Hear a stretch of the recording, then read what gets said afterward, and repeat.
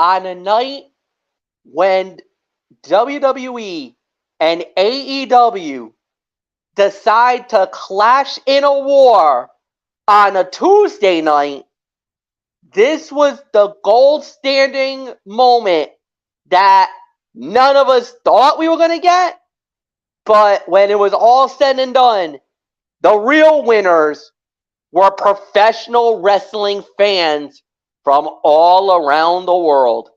Good evening, ladies and gentlemen. Welcome to a very Tuesday night edition of Tuesday Night Madness. It is good old Michael Fletcher alongside Anthony Florio. We are awaiting the arrival of Michael Bullock. If he shows up, we'll catch up on what he missed. If not, then we'll wait Thursday night for College Football Thursday. Like we said tonight, due to National League playoff baseball coverage that's going to be going down tomorrow, AEW decided to move their Dynamite show to Tuesday night and infringed on WWE territory for their NXT show. So what we had was, as you say, an abbreviated version of a Tuesday night war that embattled. So, who won the battle? Who was the team that reigned supreme at the end of the night tonight? Well, you're just going to have to wait and find out. But I'll tell you one thing for sure. It was a very interesting evening, to say the very least. Start out with NXT per the usual, because traditionally they do kick it off on Tuesday nights. So we'll start out with them. Start out with a promo segment by the American Nightmare and one half of the brand new, undisputed WWE Tag Team Champions of the World, Cody Rhodes. And, well, he had a lot to talk about. So, first up, out of the ordinary, as many of you know, they said that there was a big announcement. Well, that big announcement was that the Dusty Cup is coming back. Yes, the Dusty Rhodes Tag Team Tournament that was very synonymous with NXT will be making its return. And as you know, the winners of this tournament would receive a future NXT Tag Team title shot down the line. So that was one bit of news that we heard, and we were happy about it. Obviously, that was one of the things that we were talking about, and we were thinking, you know what? Cody Rhodes coming back, going to NXT. Maybe it has to do something with the Dusty Cup. We were right. It was. So, Dusty Cup is coming back. Then, there was a brief little interruption. Dominic Mysterio, Ilya Dragunov, and we actually had ourselves a main event level match that basically Cody Rhodes was like, you know what? Not only that, but NXT made me the commish for the night. So I'm GM. All right, cool. This is awesome. So what are we going to do here?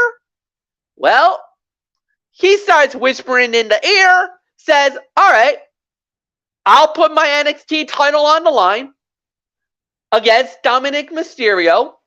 All right, so now we get Ilya Dragunov versus Dominic Mysterio NXT title. Hey, I'm cool with this. Then he throws one more little caveat. We're going to have ourselves a special guest referee. Special guest referee? All right, who are we going to do? The most popular guy in WWE today. The one that everybody says his name. LA Knight. Yeah. LA Knight, special guest referee. Whoa. Okay, ears perked. You got my attention, NXT. Well done. Solid opener. Incredible start to the show.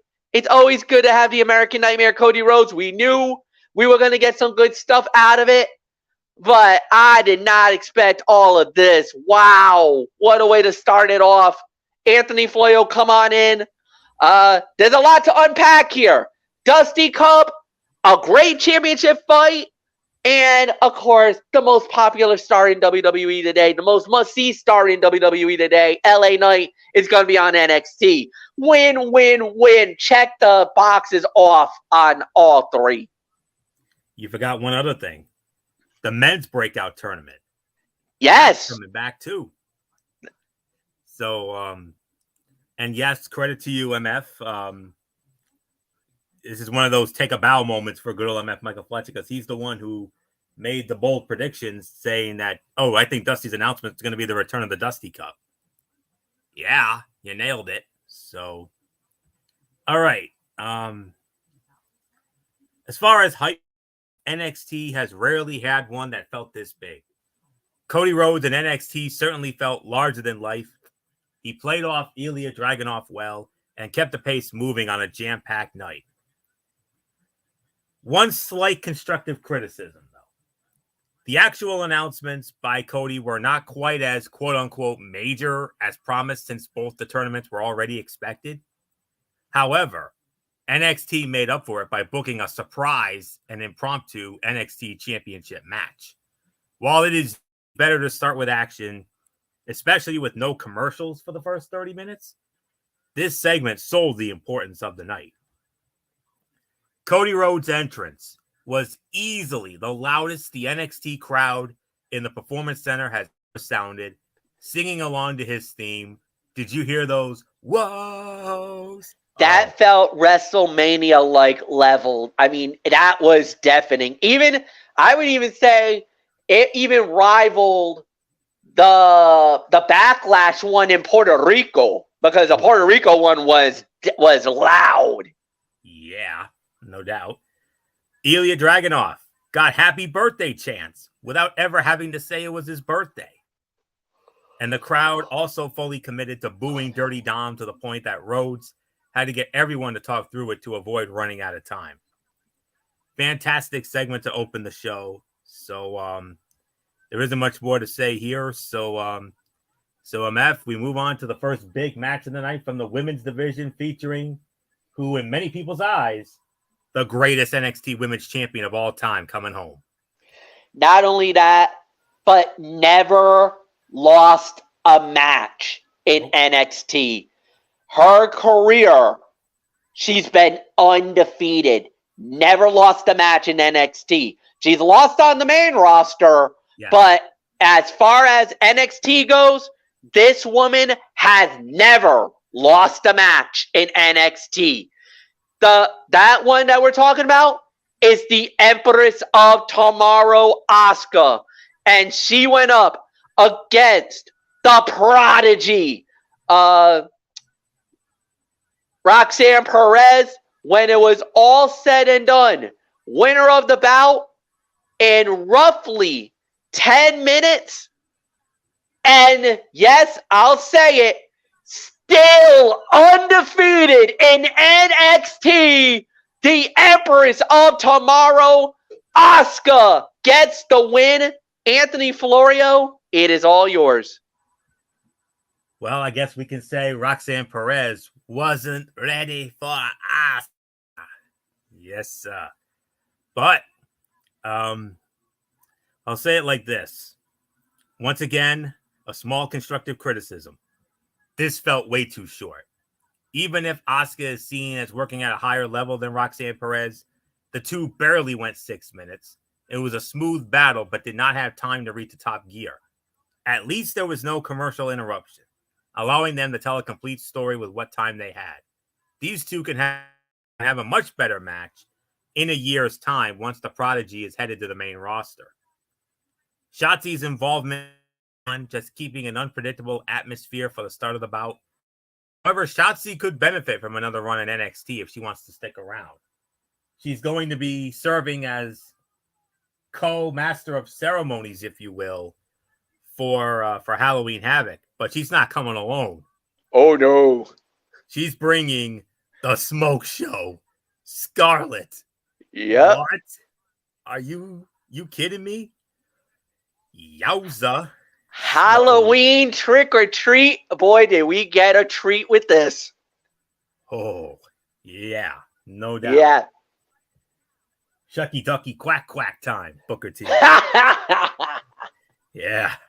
Yeah, that was for the book, man. I mean, I swear I could hear him. I could hear a shucky ducky quack quack coming from my man, from our boy, the Hall of Famer. Shotzi arrived and announced that she and Scarlett would be co-hosting Halloween Havoc Night 1 in 2 weeks.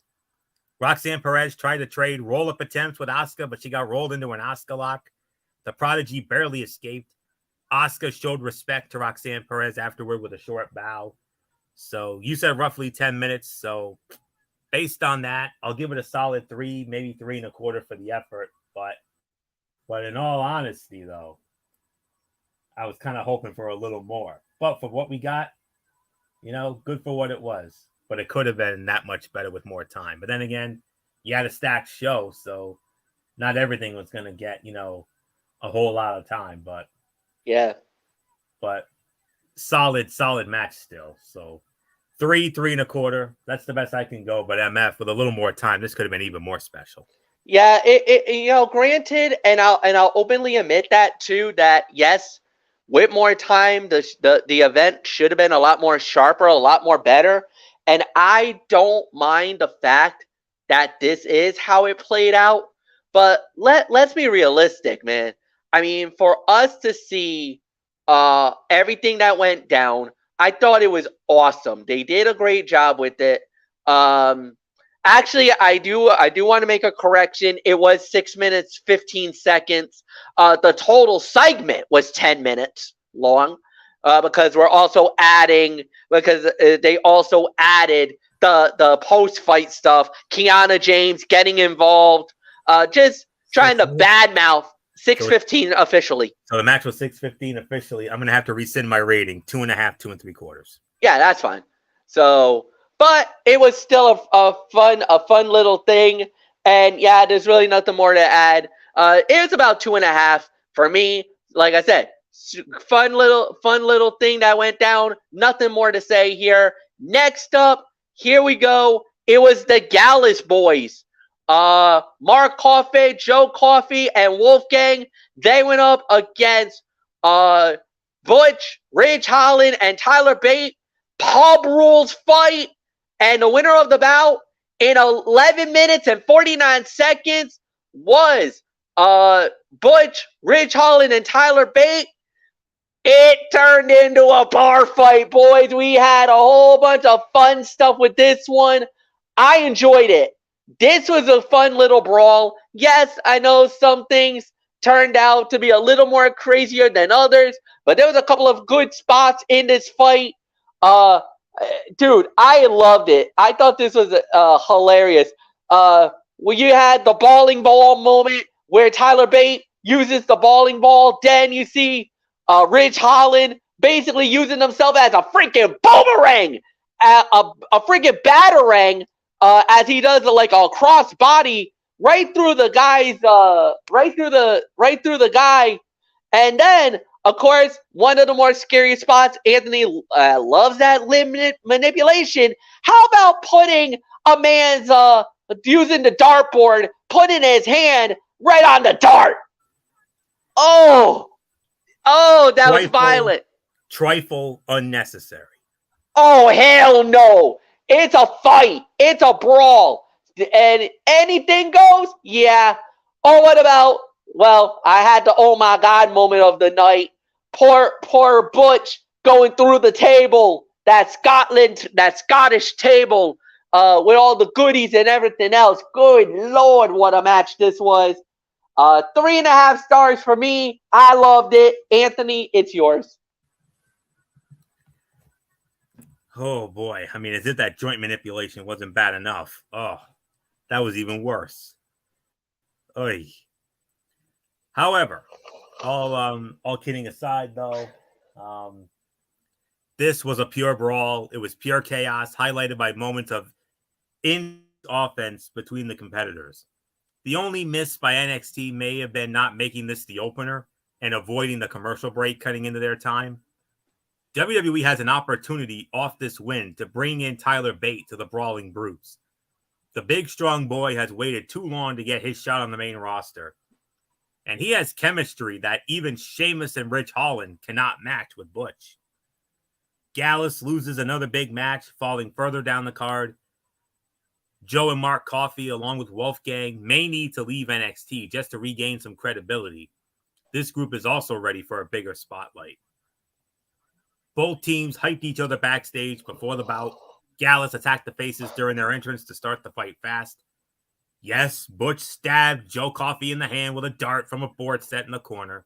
Yikes. This match had the first commercial break of the night about 1 minute before the 30-minute mark. All three faces hit simultaneously beats of the Bowdrin on the heels. Later, they got all the heels in submissions at the same time, working smoothly together. Tyler Bate barely saved Butch from a 3 count after he took Gallus's team finisher. I got to give this 3 1/4, teetering on 3.5. One of the fights of the night for sure. So, not much more for me to say, MF. So with that, well, the GOAT is in NXT. Yeah, so that GOAT that Anthony's talking about is John Cena.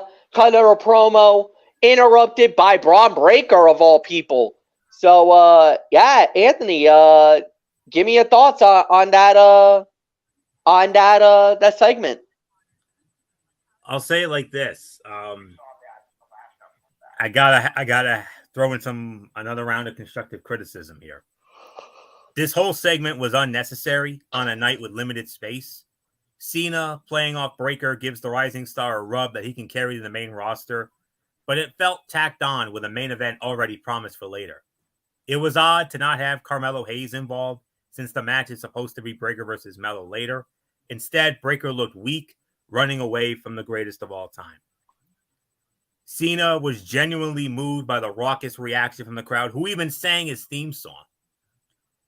And that's the only real highlight out of it. So that's all I can say on it. So MF, quick thought. Solid segment. Yes, I think you're absolutely right. It could have been a lot more better in certain areas, but I'm not going to be too mad about it. We're just going to go right into it. The only cutout for tonight, Lola Vice versus Danny Palmer, the first round match in the NXT Women's Breakout Tournament, and it was Lola Vice winning in roughly 4 minutes.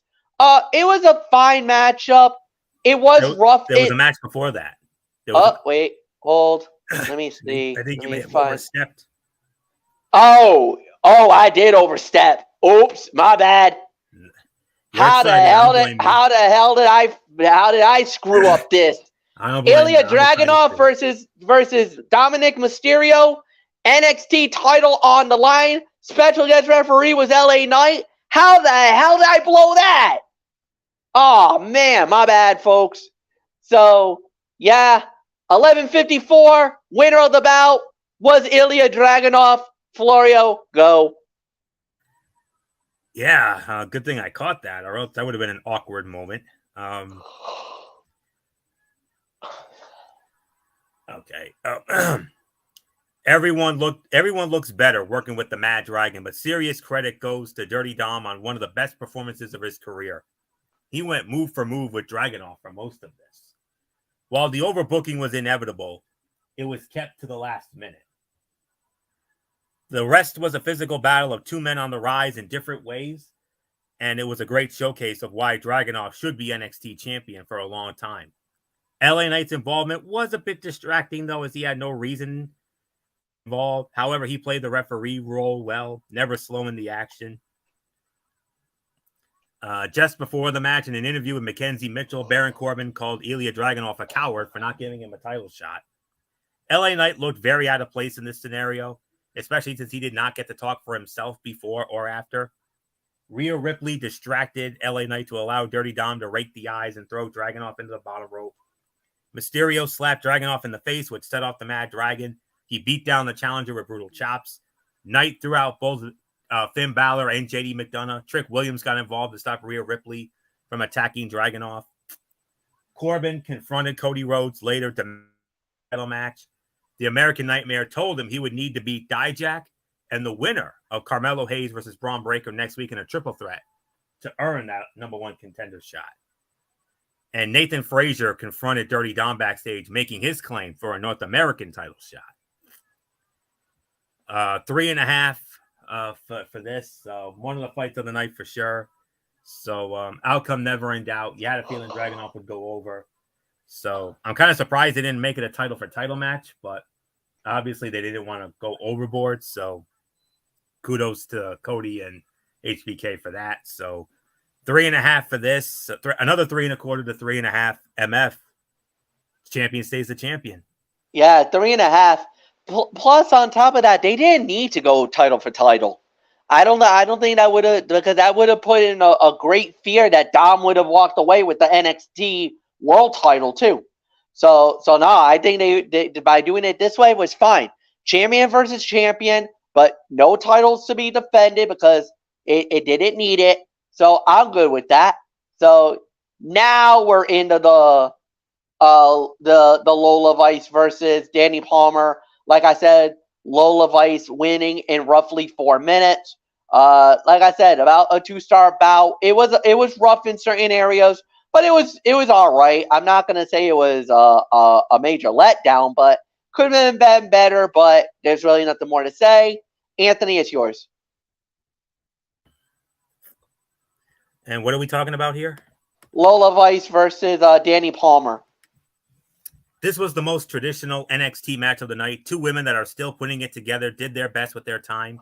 It got more time than expected, despite only going 4 minutes as Lola Vice dominated. The execution was sloppy, but Lola Vice is clearly more ready than Danny Palmer in the ring. She just needs more time to show her true upside. The crowd was all behind Vice, including a Lola's gonna kill you chant. Loved it. And that's really the only highlight out of all of this. So 2 stars, worst fight of the night. So there isn't much more to say except MF. Let's move on. Well, we've heard a whole bunch of different things. Jay Cargill, you have all the other big stars coming through. Can we say we're adding a new member to the NXT roster, a former AEW star, and the son of one of the most interesting and very controversial figures that WWE has ever had? Brian Pillman Jr. cut a promo. Well, it was a vignette, and he's going under the name Brian King. Anthony, yes. You must have some thoughts about this. Yeah, I do. What can I say? That was great. I mean, that was a great... Brian Pillman's son explained why he was now taking the last name King in WWE, highlighting his hatred of his father's legacy. Obviously, that sounds like a scorned son. Y'all remember, it was 26 years ago last week that Brian Pillman tragically passed away. And Brian Jr. was only 4 years old at the time of this. And he said he never really got to know him. And, that he was going to carve his own legacy. And just absolutely just a great scathing promo there by Brian Jr., now known as King there. So I heard rumblings about this, and well, they made it official here tonight. And this was very well done, brilliantly done. I liked it. And I'll tell you what, I mean, should have. I mean, it's a shame that he didn't get, much of an opportunity in AEW, but it is what it is. But nonetheless, though, I really enjoyed it. And MF, I'm glad I'm glad that we're addressing this, because this definitely that begged you to address it. And that was a very great promo, a very cool and awesome promo from Bryan Jr. Izzy Bryan, a good name change. I'm very interested to see how he develops now that he's in a training facility. He never had that chance to develop in AEW after he got stuck in AEW Dark Hell. In Major League Wrestling Fusion, I observed some of his matches there.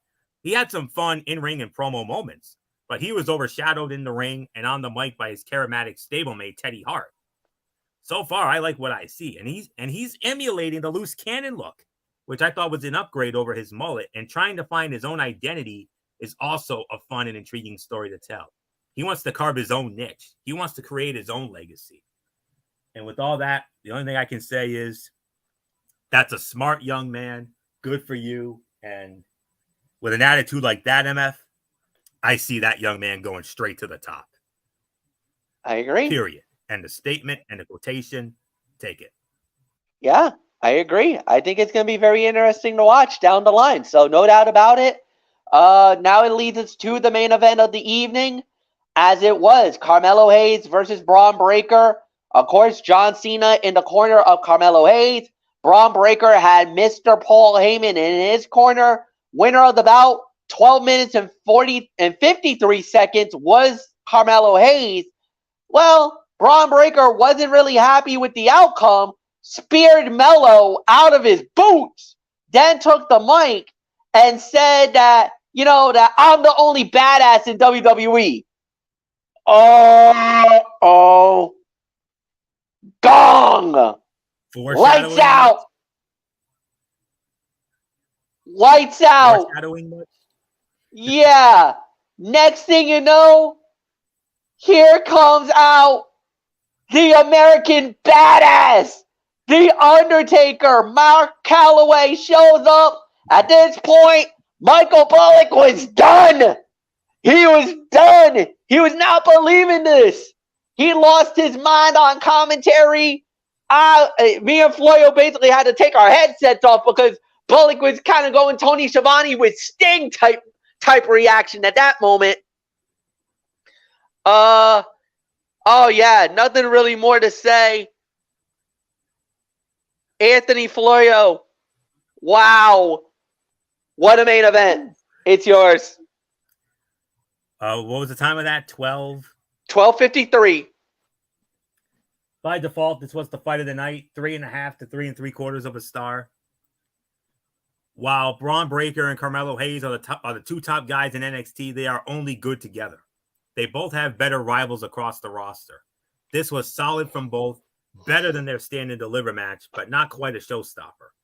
NXT did not give away too much early when it came to Undertaker's surprise arrival, but there were enough whispers going around to expect it. It was a cute moment, but probably won't lead to anything, as Taker should remain retired. The goal was ultimately to highlight the faces of NXT, and they present themselves well. John Cena and Paul Heyman were mostly superfluous, just maybe drawing more eyes to the bout. John Cena talked to Carmelo Hayes and Trick Williams backstage before taking Trick off screen to discuss his concerns. Paul Heyman was seen speaking with Ava Raine in a private room. Heyman later gave Braun Breaker a pep talk before the main event.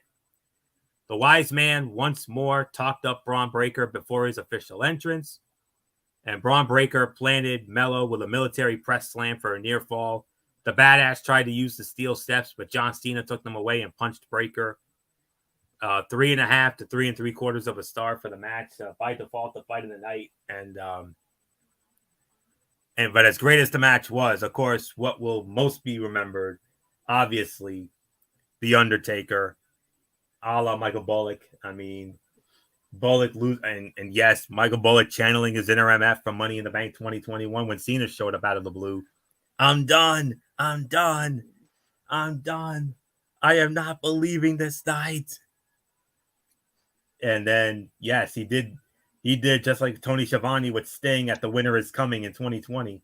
He did it here. He did it here as well. He said, "It's The Undertaker." And I was like, well, okay, Bullock, where did that come from? So, you talk about screaming Michael Fletcher, you talk about screaming me. Did you ever think we would get a screaming Michael Bullock moment, MF? Wow. That was awesome. Definitely still have the goosies thinking about it, but special moment. Another American Badass moment. I mean, there was a small part of me that kind of wanted to see the Dead Man Undertaker, but who cares? It's the freaking Undertaker. Come on. Regardless of which gimmick you get from him, he shows up. Whether it's the Dead Man or the American Badass, the fans in that CWC are taking home a memory tonight. So they were like, we got to see the Undertaker. Night made, year made. I don't know what else there is to say. 3.5 to 3 3/4 of a star. But MF, like I said, as great as the match was, it's going to be more remembered for Taker showing up. Yeah, absolutely. That was as iconic and amazing and as awesome as we thought. And like you said, it changes everything. So no doubt in my mind, incredible. Nothing more to say, man. So yeah. How do we follow that? By talking 3.5 stars overall review. This NXT show delivered on so many fronts. We only had one bad match the whole night. Honestly, I loved it. So 8.5 for me. There's really nothing more for me to add here. So yeah, Anthony Florio, it is all yours. What'd you give it? 8.5. 8.5. That sounds about right to me. What NXT did tonight is not sustainable for the brand, but could be the push needed to get NXT lasting attention. Cody Rhodes and John Cena put over the Gold brand in a big way that should resonate with casual fans. The fight of the night, you can make an argument. Some would say the fight of the night was Ilya Dragunov versus Dirty Dominic Mysterio. Both NXT regulars these days, it showed why the Mad Dragon is the top guy. The show also featured very solid matches, including Carmelo Hayes versus Braun Breaker, the Pub Rules match with the Brawling Brutes and Gallus. More importantly, it kept the focus on the future stories of NXT going into Halloween Havoc. The goal was to deliver a memorable night and bring new eyes to the product. While the final viewership numbers will decide if that was a success, NXT had a very good night by its own standard. If NXT, a brand clearly on the rise, can keep this momentum moving, WWE could have a true third brand for the future that can create lasting stars for the next generation. I'm right there with you, MF. I believe 8 to 8.5 is the correct rating for this. You can make an argument from 9 if you wanted to, but 8.5 definitely is the correct rating for this. NXT of the year, no doubt about it. So the only thing, there's nothing left to say except, well, we go to the competition. We go to AEW Dynamite from the Cable Dahmer Arena, Independence, Missouri. And it's not often we get this, but we actually had a special bonus match that went down on the AEW YouTube page, YouTube channel, along with Facebook and Twitter/X. And this match wasn't just any ordinary match. Oh no.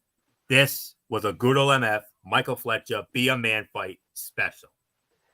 For the Ring of Honor and New Japan Pro Wrestling Strong Openweight Championship titles, it was the champion, Eddie Kingston, versus the King, Minoru Suzuki.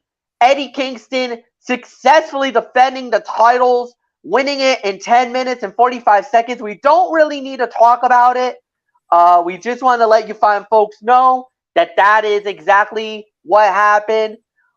Then, right before the show even started, we started out with the first fight of the night, Swerve Strickland versus Bryan Danielson. Winner gets a shot at the TNT title. And oh, by the way, this was the match that was one of the matches that was commercial free. So, Winner of the bout, 16 minutes and 10 seconds. The new number one contender for the TNT title, the American Dragon, Bryan Danielson. Look, solid opener, nice victory, big win for Danielson. It was a great match. It was about a 3-star bout. I really got nothing more to say here. So, Anthony Floyo, it is yours.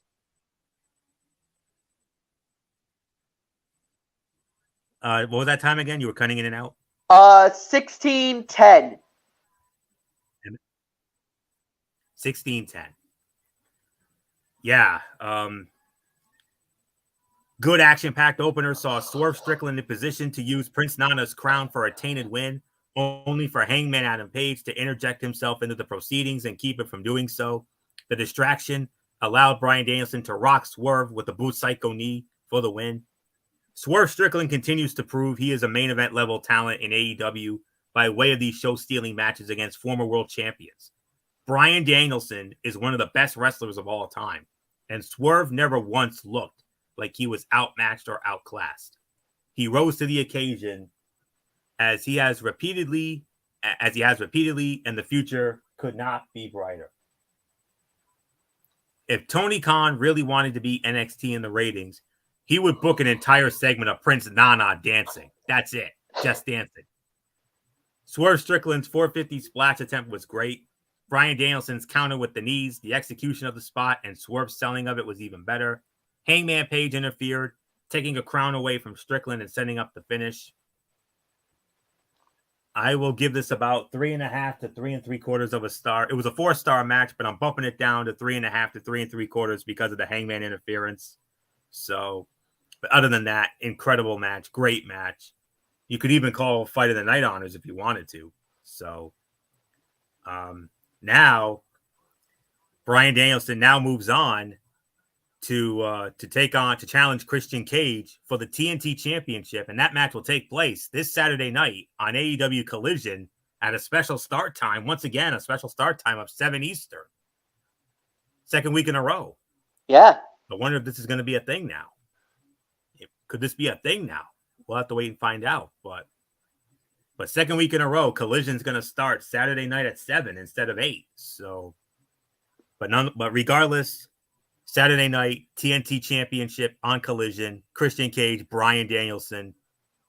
This could end up being, well, for right now, the greatest TNT title match of all time was that legendary dog collar match with Cody Rhodes and the late, great Mr. Brody Lee. That was the best one ever. Cage and Danielson is going to come damn near close. I got a feeling they're going to steal the show on Saturday night. So, but we'll see. It depends on what else they book. But that's got show stealer potential. So 3.5, 3 3/4, down from 4. So MF, Christian, and Danielson, Saturday night, TNT title. Let's go, man. Yeah, that's gonna be a hell of a fight, no doubt about it. That's gonna be quite a matchup. So next up we had was Powerhouse Hobbs going 1-on-1 with Chris Jericho. Powerhouse Hobbs winning in 7 minutes and 15 seconds. So Anthony, it's yours. Wow. I'm kind of not surprised by this. I mean, because MF, we know what the one thing about Chris Jericho is. There's one thing about him that we know very well, and that is he always has a knack for putting over younger talent. And he did that tonight and then some, man. I could only give this about maybe 2.5 to 2 3/4 of a star for the effort. But say what you want, but man, you know what he did tonight? You know what Jericho did for Hobbs tonight? He not only put him over, as in he not only did the job for him, he let Powerhouse go to town on him, go to work on it. I mean, I didn't see that coming. Whoa, okay. Powerhouse Hobbs with Don Callis by his side spells bad things for the rest of the AEW roster, as Chris Jericho found out the hard way tonight. Powerhouse Hobbs obliterated Chris Jericho, squashing him in as one-sided a match as we have ever seen the future Hall of Famer compete in. This was a concentrated effort by Tony Khan to reheat Powerhouse Hobbs after months of questionable booking left him a shell of what he should have been. It worked, even if the match was completely different than what some would have expected.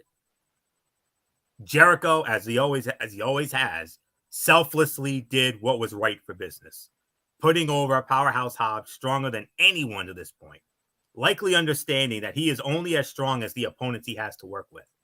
Kudos to him for doing so decisively and leaving no question as to who the better man was on this night. A great showcase for Powerhouse Hobbs. Hobbs dominated early, looking like an unstoppable force to the delight of Don Callis. And it's about damn time that Powerhouse Hobbs was booked as decisively and dominantly as he was here. I know he's been a TNT champion before, but with all due respect to that title, MF, tonight, in a match that was 2.5 to 2 3/4 of a star, tonight, in my honest opinion, unless they have some bigger plans for him, tonight, for right now, biggest win of Powerhouse Hobbs' career ever. Oh, yeah. Agreed. No doubt. Hobbs definitely hasn't had that many big moments, hasn't had, whatever you want to call. Tonight was his night. So, no doubt. I think it was a great win for him, and he deserves the victory and the love that he got. So, yeah, there's some people that kind of are like, did they need to have Jericho get squashed like that, though? I know there's some people who are kind of protesting it, but not in a way that is cynical, but they respect it nonetheless. So we'll say that. So with that said, we do move on. Next up we did have here was Rey Fenix going up against Orange Cassidy. Now, the reason why is because Moxley was not medically cleared to fight. Therefore, Orange Cassidy gets the shot at the International Championship. Winner of the bout, 4 minutes and 40 seconds. And new AEW International Champion, Orange Cassidy. He got the belt back. Oh my goodness, history made. Look, I'm a little surprised that this was the outcome. But the thing is, does that mean that Moxley was probably going to get the belt back? Was this supposed to be Moxley's moment? And they called audible here? Well, whatever the case may be, it was about a 2-star bout. I wish the match would have been longer, but word's coming out that Rey Fenix got hurt. That Rey Fenix was fighting injured. That's why Cassidy got the belt. So who knows? Whatever the case may be, it's a 2-star bout. And yes, Anthony, you got your tripod confetti this time around. They gave you the grand celebration as fitting of the new champion being crowned. So nothing more to say. Florio, it's yours. It's a 2-star for me. As far as that tripod confetti goes, thank you, Tony Khan. Appreciate it. Yes, sir. You know I got to do the Jesse on that. You know how much I love that confetti, man. Awesome. That puts over babyface new champions in a special way.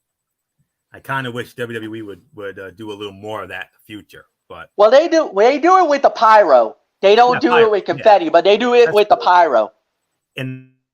But 4 minutes and how many seconds? 4:40. Wow. Okay.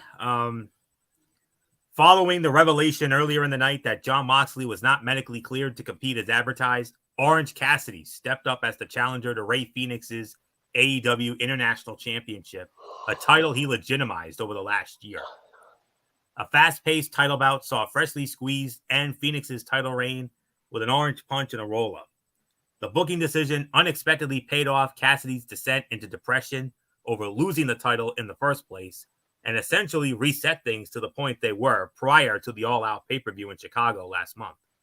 Considering the injuries suffered by both Jon Moxley and Rey Fenix since then, there are worse options than putting the gold on a guy who brought as much consistency to AEW programming as any here in 2023. Cassidy appeared more serious than ever before as he celebrated his championship victory while surrounded by the best friends Trent Beretta, Chuck Taylor, and Rocky Romero as part of Roppongi Vice. So yeah. Congratulations, Orange Cassidy, once again the AEW International Champion. And will he have the same reign like he did last time? I mean, when he held it the previous time, he had it for 326 days, and I believe he had 31 successful defenses of that title. So we'll see what happens. So 2 to 2.5. This is unfortunately the disappointment of the night, because when you think of these two, you're thinking a banger. But unfortunately, that didn't really happen. So a little disappoint. The only real disappointment here, but I was hoping to call it a banger, but all I can call it for tonight is a fun little sprint, because it was a fun little sprint. But boy, by God, another 5 to 10 more minutes and we would have been talking banger. But 2 to 2.5 stars. So it'll be interesting to see what happens with Orange Cassidy and the International Championship moving forward. So 2.5, the disappointment, by default, the worst fight of the night. So actually, no, this was not the worst fight of the night. I stand corrected. Second worst fight of the night. The actual worst fight of the night coming now. All right. So the next thing that we did have after that, it was Matt Sydal going one-on-one with Wardlow. Wardlow crushed him in 50 seconds. Yeah, that was by far the worst fight of the night. Yep. Then we had Jay White going one-on-one with Adam Hangman Page. And it was Jay White winning the match 16 minutes, 35 seconds. But, Anthony, as you know, remember what happened earlier in the night there, Hangman? Yeah. You knew that was going to happen. Can you say rematch between Hangman and Swerve at Full Gear? Oh, yeah. At the Kia Forum. So, November the 18th. Unless they decide to do it sooner, because there's still a bit of time left. We got a month and change to build that thing up. But, yeah. Of course, you know me. I would do the legendary a la Jesse Ventura, because you know how much I love Jay White. I have never seen anyone look better with that AEW World Heavyweight Championship than him. It looks so good around that waist, man. I know MF is saying, please, but or will you be serious, or will you stop a la Gorilla? But you know. One day he will, MF, whether you like it or not. One day he's getting that thing. Could it be at Full Gear? Holy wowzers if that happens. But anyways, Hangman Page and Switchblade Jay White hit the ring for a special dream match. While the match was good and gave Jay White a necessary win, Prince Nana's involvement ensured Hangman and Swerve will continue their program, and the issues between MJF and Switchblade escalated afterwards. The controversial line about quarters in relation to MJF was unnecessary, but it certainly added a certain gravity to the program that should serve to heat up MJF's more depraved side in the absence of fun-loving Adam Cole.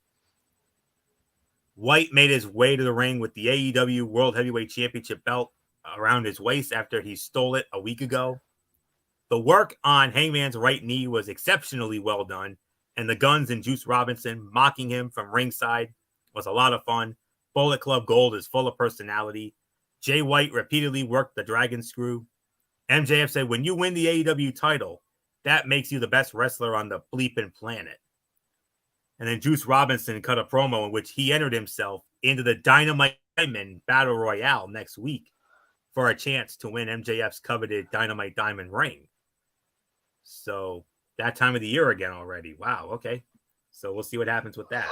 So, and I believe that match will take place 2 weeks after that on the 25th. So, but anyways, this was another Overall, it was a 4.25, but again, I got to bump it down 3.5, 3 3/4 because of the interference. Even though from a storyline progression perspective, it made all the sense in the world. I'm just not crazy about it, so I frown upon it. 3.5, 3 3/4. Like it or not, MF, Jay White gets another win. Yeah, 3.5 stars, no doubt about it. There's really nothing more to add here. So yeah, it was a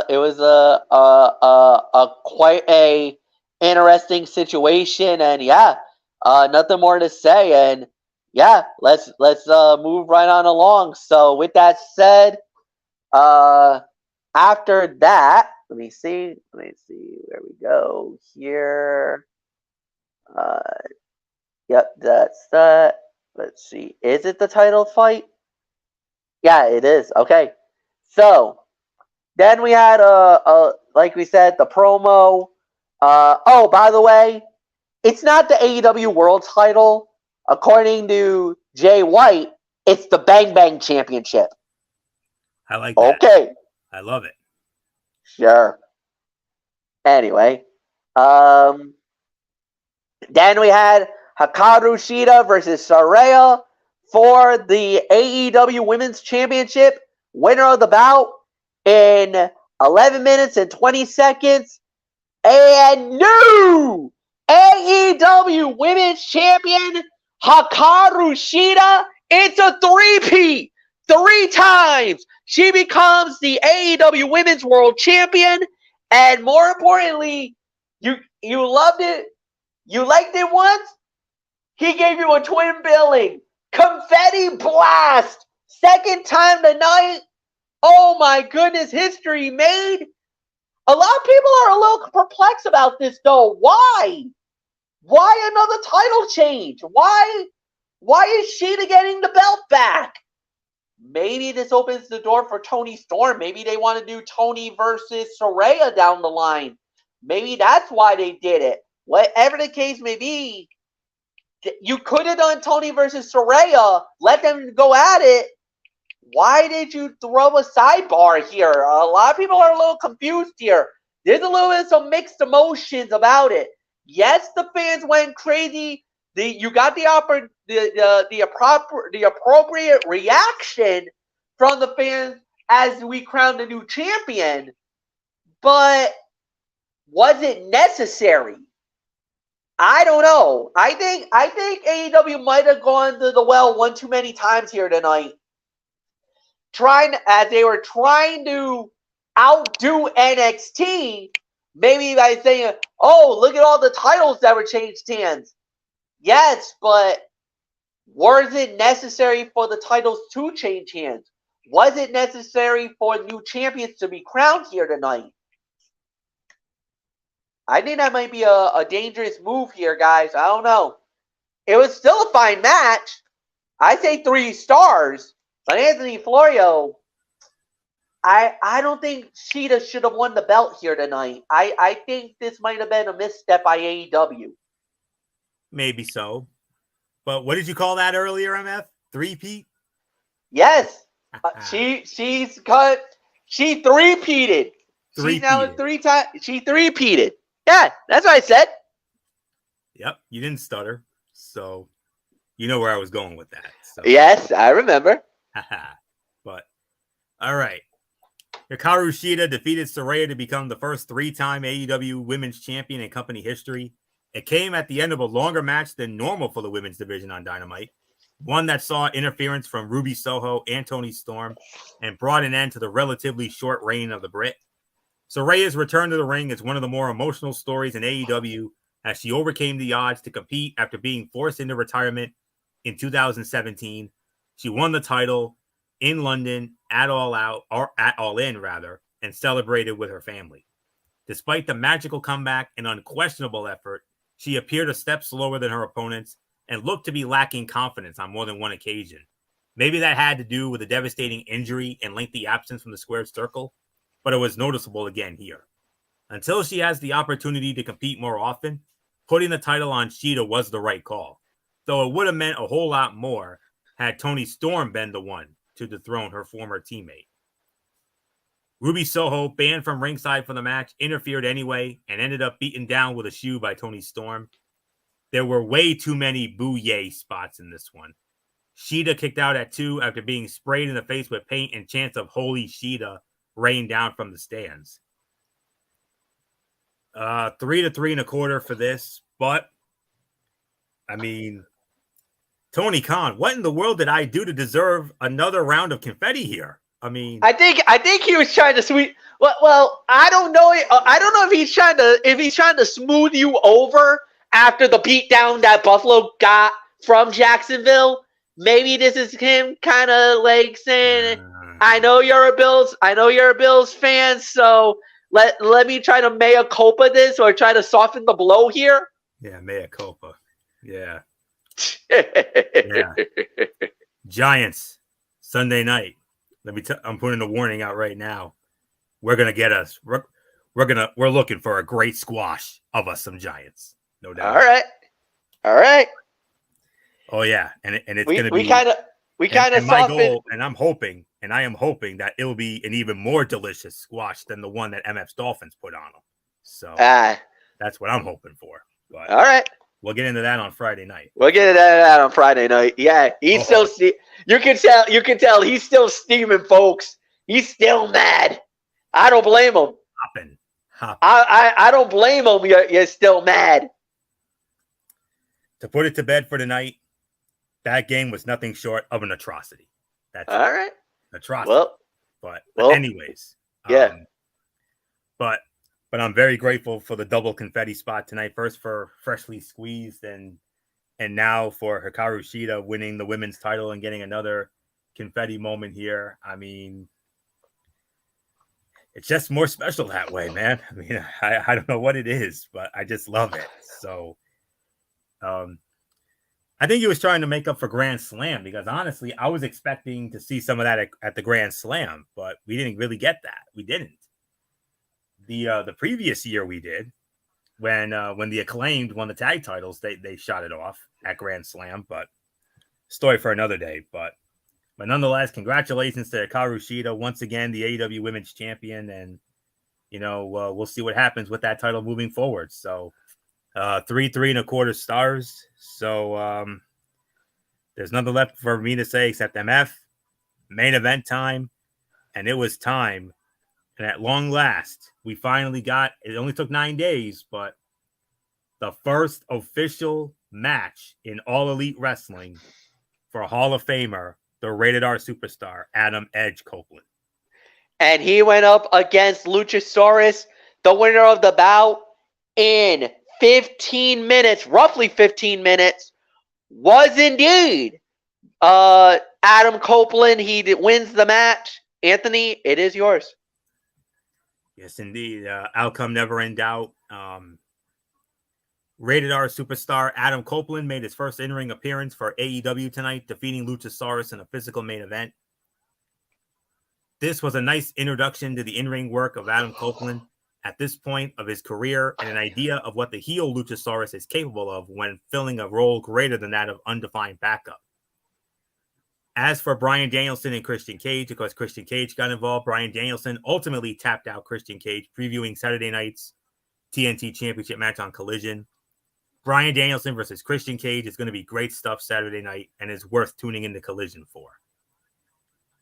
Christian Cage said, mocking Edge's run with the Judgment Day and WWE why it failed, "I am not their leader. I am their father. That is the difference." And he also said, "I have a lot of fans around the world. In fact, I know your wife, Beth, is a huge fan."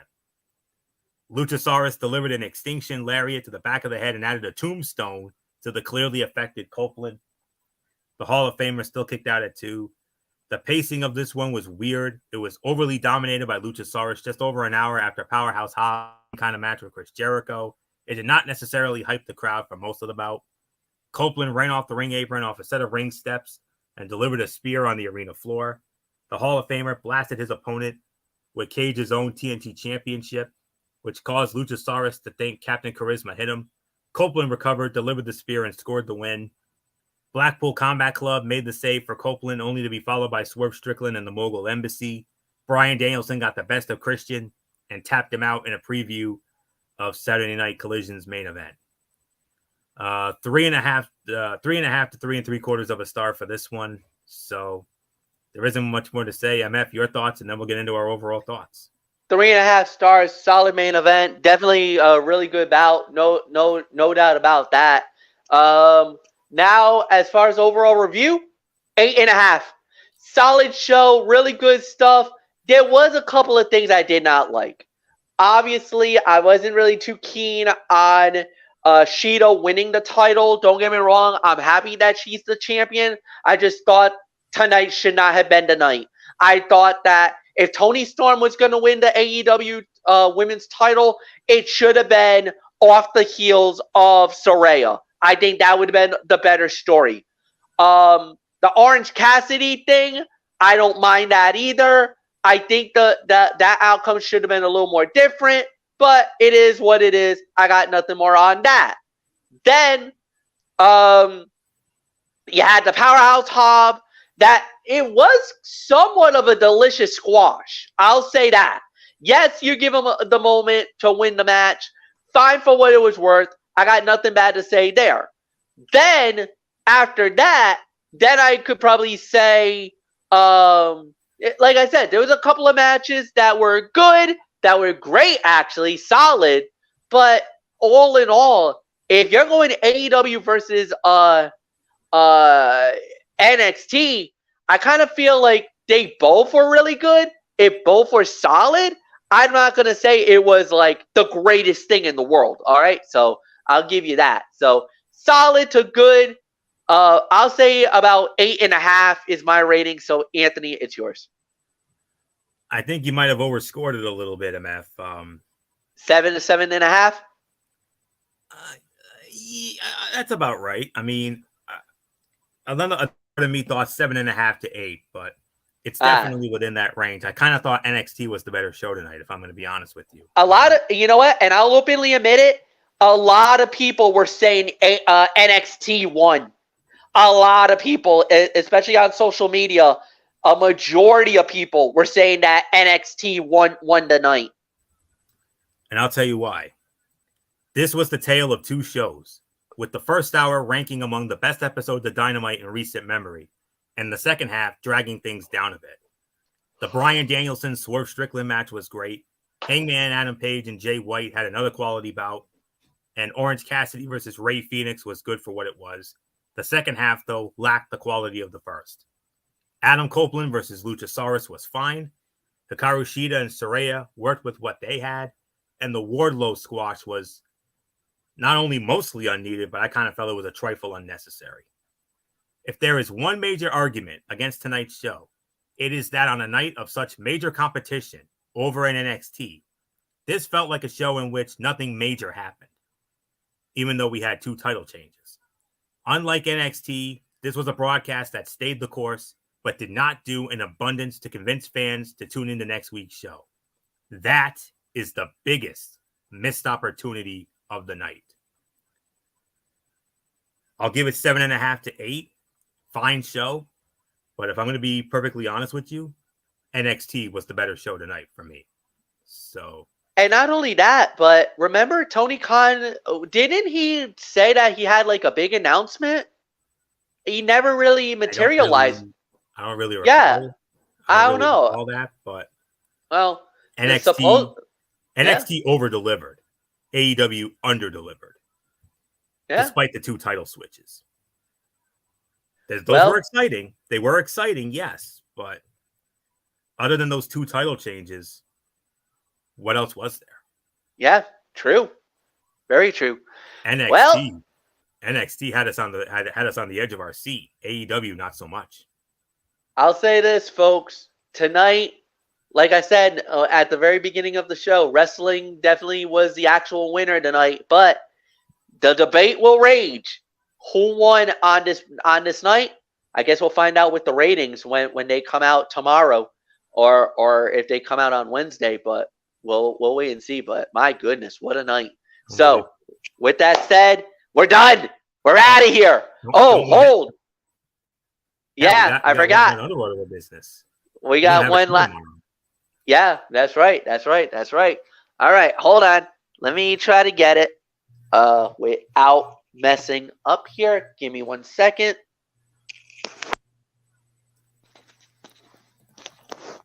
Oh, all right.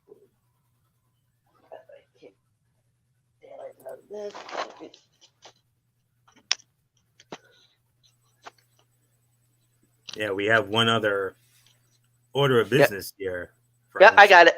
I got it. Just give me 1 second. It is, yep, it's NFL. We forgot the Thursday night game. Even though I don't know if anybody's going to be kind of interested in this. Well, for one sake, I guess yes, but I don't know if it's going to be a total, excitement. But True. nonetheless, we'll hit you up for it because, that's what we do Number around five. here. It's our number 5 game of the week. Number 5 game on the week, On and our side. it is, yep, and it will be on Amazon Prime Video as always. You guys know who does the game: Al Michaels, Herbie Curb Street, Kaylee Hartung, as it will be the Denver Broncos heading off to leaving the Mile High City, heading to Arrowhead to take on the reigning and defending Super Bowl world champion, the Kansas City Chiefs. As that will go down on Thursday night as part of Amazon Prime Video. Of course, if you got Amazon Prime Video, cool, you can watch the game. If you don't want Amazon Prime Video, you don't want to waste the $15 a month that they normally put on you, then what you can do is watch the game on Twitch, stream it live on Twitch. They have everything. They'll have that, the special next gen, and they also do the Spanish commentary on it as well. You just got to find the channel for it. So, basically, you got Kansas City as I think it was a 10-point favorite, 10.5. I think I saw 10.5 with the over under at 47.5 as well.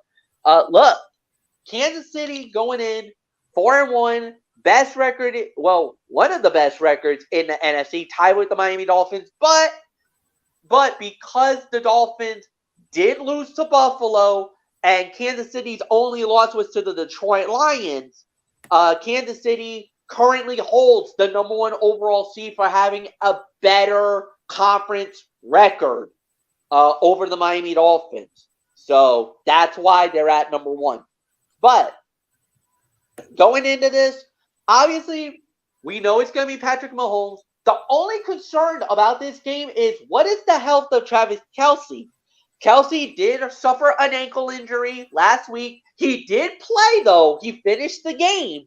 He left about a few minutes, then came back acting like the warrior that he was, the true champion that he is. Will they decide to sit him out this week? Which, if he does, I would not blame him, because you're coming off a short week.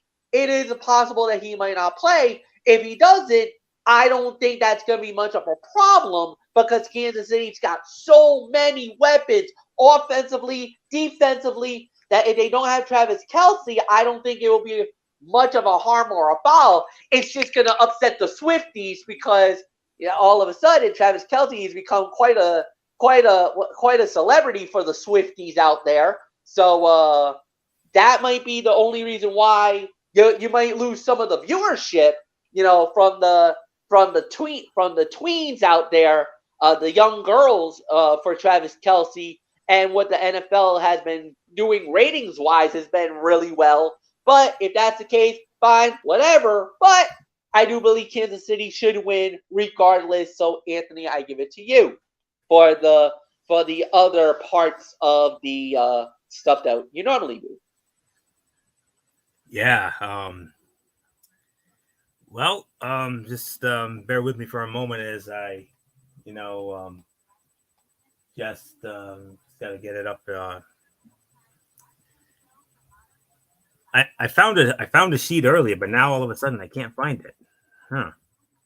I found one earlier. I'm trying to, find it again for you. It had the local affiliate details for those of you who do not have the Amazon Prime Video. So just bear with me for a moment here, but all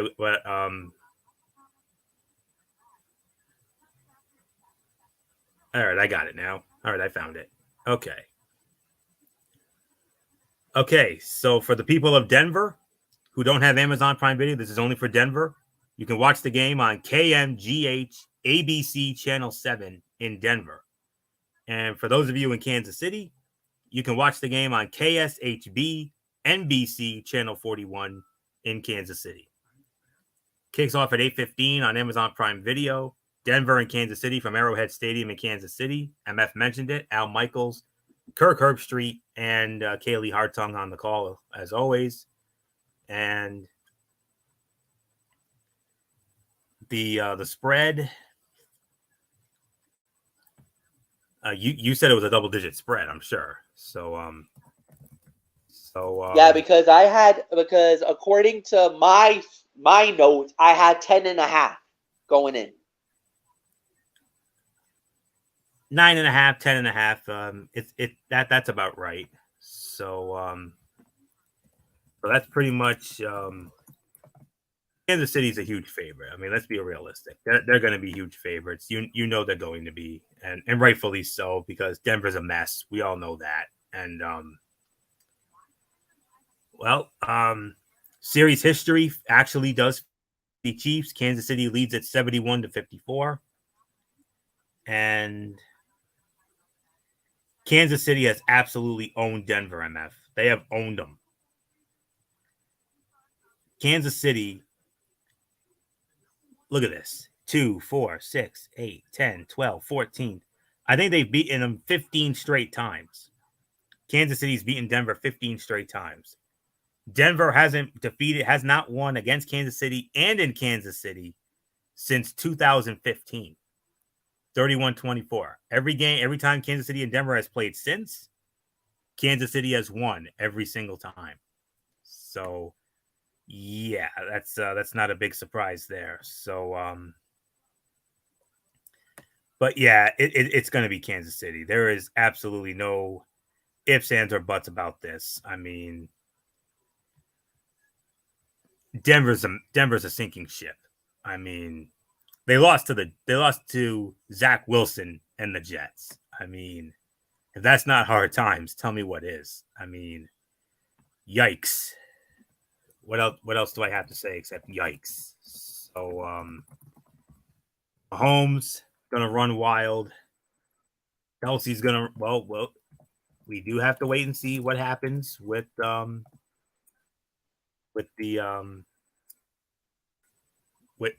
Travis Kelce after he rolled his ankle on the turf in Minnesota.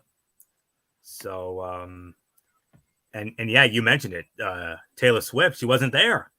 What's going on here? I was a little shocked I was a little surprised. I was fully expecting it. But no, I have heard a rumor. I've heard a rumor of her possibly being there Thursday night to bang the drum in Kansas City. That's what I've heard. I know they've extended it. They extended the invite to her to do it. I don't know if she's gonna accept it or not. But there was an offer on the table for her to do that prior to the start of the game on Thursday. Yes. That's what I figured. All right. So with that being said, all right, I got my information now. All right, my apologies for the little delay here, but I'm ready to go. Patrick Mahomes is 11-0 against the Broncos, his best record easily against any NFL opponent. He owns them whether their defense is good or bad, and right now it's downright terrible after making the Jets look great. The Broncos' only win came in a road squeaker at Chicago. This number at home on a short week is too low for Patrick Mahomes, especially with Travis Kelce looking healthy enough to go. It's the typical domination that helps further unravel a game. Russell Wilson under Sean Payton. Chiefs are double-digit favorites for the second time this season, and they covered in Week 3 against Chicago. Broncos are a mess, and they rank last in the league in scoring defense, 36.2 points allowed a game. that number would still be at 27.8 if you don't count the 70-point disaster against MF's Dolphins. The Chiefs can work with that at home. Patrick Mahomes, 11-0 as a starter against Denver. The spread is 10.5. I can officially confirm it. Denver, or I should say Kansas City rolls. Looking at, I have two different scores here, but I'm going to go with the one I think is more realistic. 38-14. Kansas City rolls Denver, make it 16 straight against the Broncos. So nothing more to say except MF. Now let's call it a night on what ended up being a memorable night. All right, so we do indeed call it now, and it is now officially done. All right, so with that said, now we'll set up for the future content. Thursday night, College Football Thursday, as we will be covering, I believe it's week number 6 now, Anthony, for 7. the college football. 7. Oh, we're my flying, God. Man. Oh, and we got a double main event. Oregon versus Washington and USC versus Notre Dame. Then on Friday is NFL Friday. This is week number 6 of the NFL action.